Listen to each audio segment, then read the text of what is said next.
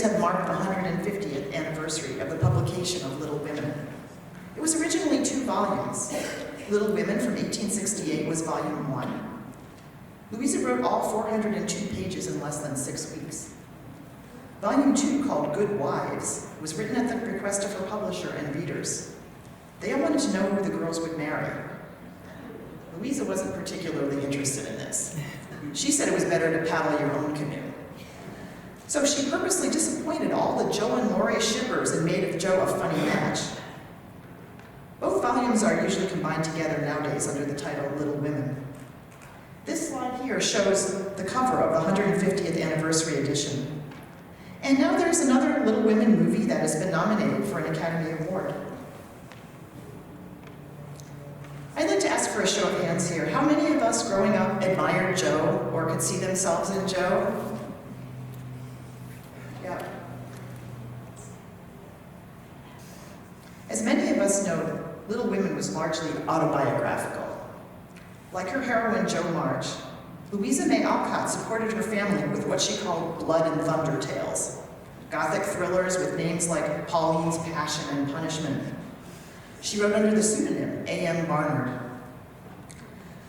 When asked by her publisher, Thomas Niles, to write a book for girls, she acquiesced, writing in her journal, "Marmee, Anna, and May all approve my plan, so I plod away, though I don't enjoy this sort of thing."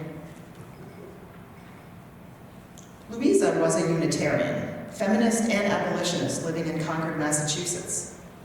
She was the first woman to register to vote in Concord when women were given school tax and bond suffrage in 1879 in Massachusetts. She hobnobbed with the Transcendentalists and had a crush on Ralph Waldo Emerson. She discovered Goethe's Letters to a Child in Emerson's library and acted out the role of the child, Bettina, with Emerson as her muse. She even wrote letters to him that she never sent and sang songs from Goethe under his window in what she called very bad German. The reason she got to know Emerson so well in the first place is that he was a friend of her father, Bronson Alcott. Bronson was an idealist, philosopher, progressive educator, and man ahead of his time. He was not, however, a practical man, a farmer, or someone who knew how to put food on the table.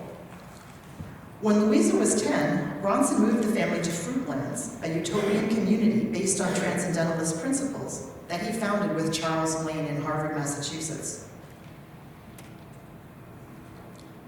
This community had high ideals. For example, they didn't wear cotton clothing because cotton was picked by slaves, and they were abolitionists. But Fruitlands lasted only about 6 months.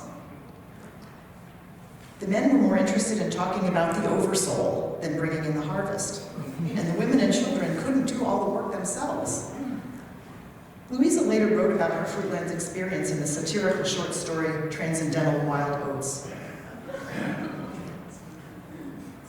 After moving 22 times in 30 years, the Alcotts finally found their most permanent home at Orchard House, where they lived from 1858 until 1877. Orchard House is most noted for being where Louisa wrote and set Little Women in 1868 at a shelf desk her father built especially for her. Little Women has been through more than 100 editions and been translated into more than 50 languages. It is estimated that 10 million copies have been sold, not including abridged editions. Her publisher persuaded Louisa to take a royalty rather than a flat fee, and as a result, the book and its sequel supported her and her relatives, plus some of her relatives' relatives, for the rest of their lives. So what about me and Little Women? I had a Joe doll, whose head and legs I had to reattach to bring her out in public. As a child, I used dolls to act out stories. Little Women was one of those stories. And the Little House books by Laurel Ingalls Wilder was another. Some of my dolls had an elected government with Chrissy, a tall, leggy redhead whose hair grew when you pushed a button on her belly at the top. It was like a girls' school or a women's college where girls did everything.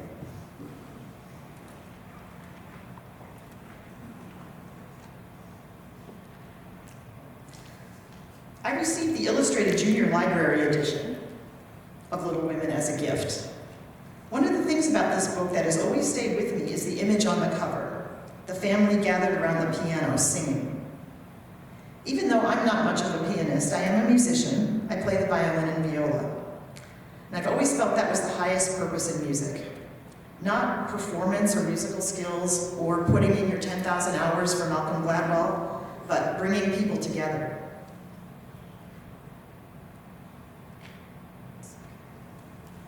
When I first started playing the violin and viola again after a long break, I started blogging at a site called violinist.com. In one of those blogs, I wrote about reading Little Women to my daughter, who was then in middle school. It had been more than 30 years, and in the rereading, I stumbled on some uncomfortable truths. I remembered then that it had taken me a few tries to get through the book when I was a kid. The tone was a little too preachy, and everybody, even Joe, was a little too sweet and perfect. What was most remarkable to me, though, is that while as an adult I admire Jo and consider her an interesting and appropriate role model, I realized that when I first read the book, my favorite character, the one I identified with the most, was not Jo at all. It was Beth, quiet, introverted Beth. Even then, Beth was an outlier in a world that couldn't stop talking. Jo, by contrast, was a little scary and the opposite of me. She was jolly and she talked to boys easily. Many days I envied Beth that she was allowed to be homeschooled. I would play the violin for my doll's life that Beth petted and favored and was comforted by a beat-up old doll. More than anything, though, what I liked about Beth was that she was a musician, a pianist who played for herself, her family members, and her friends. Mr. Lawrence, her wealthy next-door neighbor, let her play their fancy grand piano every afternoon when she thought no one else was listening. Beth reminded Mr. Lawrence of his beloved granddaughter, who also played piano and who passed away while still a child. In Little Women, at the end of the chapter, Beth finds the palace beautiful. Jo suggests as a joke that Beth go over and thank Mr. Lawrence for his kindnesses. To everyone's surprise and delight, Beth rises to the occasion and becomes fast friends with Mr. Lawrence. There has been some scholarship on Beth. One commentator points out that Beth is a version of a 19th century stock character, the angel in the house. Virginia Woolf wrote that this character had to be killed in order for women artists to assert their creative independence. Louisa, by having Beth die in Good Wives, appears to have largely agreed, perhaps foreshadowing Woolf. I never quite forgave Louisa for killing off Beth, even if the book was semi-autobiographical and her sister really died. In fiction, why not let Beth grow up and become a beloved piano teacher, lavishing all the love and care on her students that she lavished on her dolls? I took Beth's death a little personally. I never looked at the book quite the same way again. Okay. The commentators are right in one way, at least. Society doesn't seem to know what to do with the quiet ones.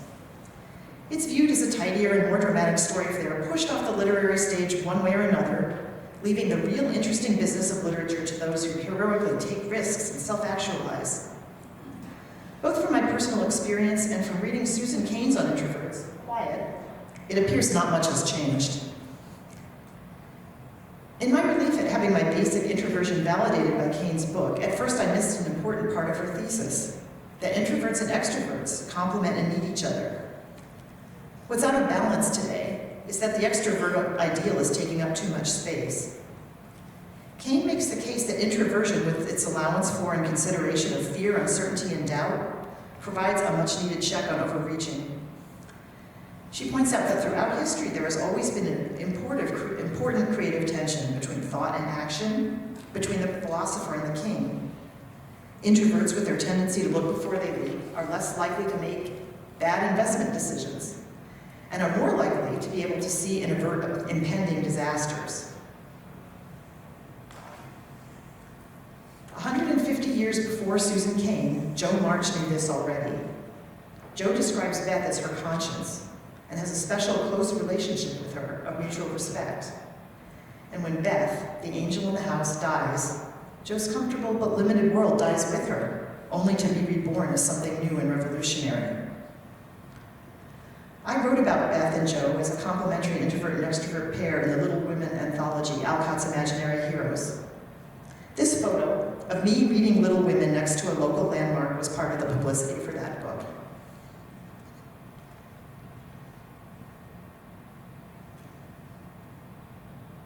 Even with all the good publicity, not everyone is a fan of Little Women. I had a guy from my writers group say that he couldn't get past the first chapter, even now. And one of my teenage students last fall claimed that the book was really boring. Others claim, not without justification, that it's not a feminist novel. Eventually, everyone gets married off, ambitions get smaller, and Beth dies from her own self-sacrifice. So why still read Little Women today? Why make yet another movie based on the same book? Is Little Women still relevant? I think so, and for me, this reason lies in Joe's funny match. I moved to New York and married a German in my 20s. So in the battle for Joe's heart between Lori and Professor Friedrich Baer, I'm definitely Team Friedrich. But it's not just personal. Professor Baer and Joe bond over music, and he is perhaps the first person who gives Joe useful critical feedback on her writing and tells her she can do better than pot boilers and bodice rippers. They fight over this critique, and Joe leaves New York and him to be with Beth, who has become very sick. After Beth dies, Joe writes a poem to her angel, which Friedrich reads. This poem inspires him to come back and find Joe again. During his visit, Joe asks him to sing Kennst du das Land, or Do You Know the Land, the same song Louisa herself once sang to Emerson under his window in very bad German. This song at first meant Germany to Friedrich, but now, Alcott writes, he seemed to dwell with particular warmth and melody upon the words, there might I go with thee, O my beloved, go. And one listener was so thrilled by the tender invitation that she longed to say that she did know the land and was ready to start packing. With this connection, Joe's marriage to Professor Baer isn't just a funny match anymore. It is a marriage of true minds and intellectual equals. Like a happy ending for Beth, or a brilliant writing career for a woman author, this kind of marriage was mostly fiction in the 1800s, but not entirely. It was Beth's spirit who brought Friedrich back to Joe. I hope that now in the 21st century, Beth no longer has to die. Both Joe and Beth deserve better than that.